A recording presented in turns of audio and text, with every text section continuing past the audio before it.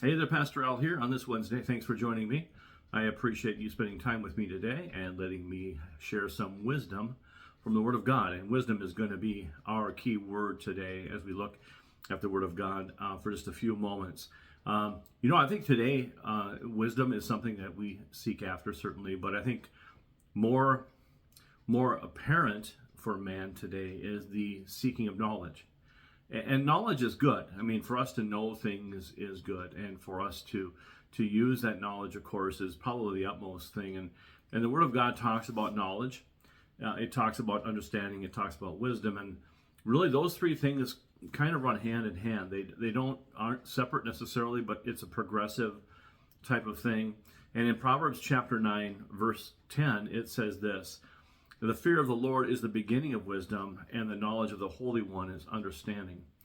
And so in that verse tells us that there are three things that come because of the fear of the Lord, or respect of the Lord, or honoring the Lord, or revering Him, is this wisdom, knowledge, and understanding.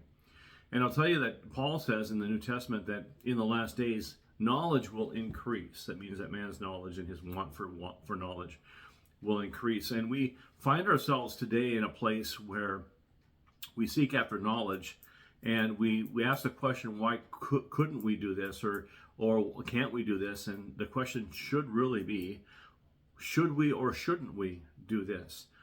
And the difference being, can we or can't we, is a knowledge-based thing, and even to a certain point an understanding type thing. But when it comes to wisdom, wisdom says, should we or shouldn't we? And so clearly there is a disconnect in a society today with the discovery of things that we should not be looking into. And of course, I'm not going to get into the hot button social issues today, but clearly there's places for science. It has gone places that we were never meant to go when it comes to what we do to our human bodies, to sexuality. All that kind of thing becomes a platform for knowledge, but very little wisdom. And so in the Word of God, as it says, the fear of the Lord is the beginning of the wisdom. We have to go back to the whole scenario, and to the basis of the statement is, this is all done to fear the Lord, or to honor the Lord, or to respect or revere the Lord. Clearly our world does not have that in its view. It doesn't have it as focal point to please God or to revere Him. But man is doing what man wants to do because man wants to do it. And he doesn't think about should he or shouldn't he. It's whether he can or can't. So clearly that's a humanistic and a very fleshly attitude for us to ask the question, why can't we? It's the same question kids ask us when they're very young: why can't I?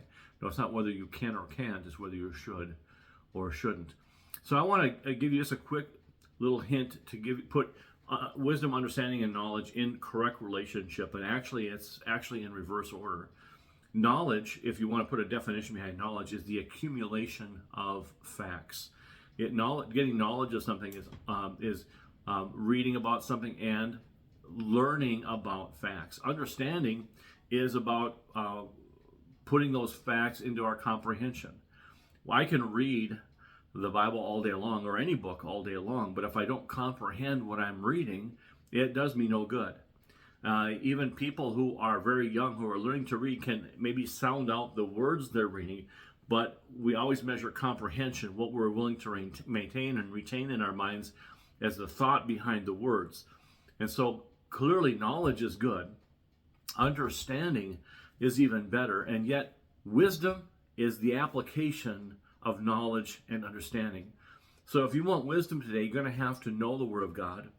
You're going to have to understand the Word of God, and you're going to have to rightly apply the Word of God. So knowledge first, understanding first, and wisdom, of course, highlighting both of those two. So when it says in the Bible that we ask God for wisdom, remember that we're asking for the ultimate goal, but we have to have knowledge, we have to have understanding.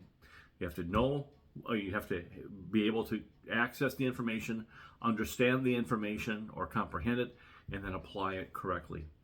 So as you look to the Word of God, may you read the Word of God, may you understand the Word of God, and may you rightly apply the Word of God. May you find that encouragement today, and as always, have a great day in Jesus.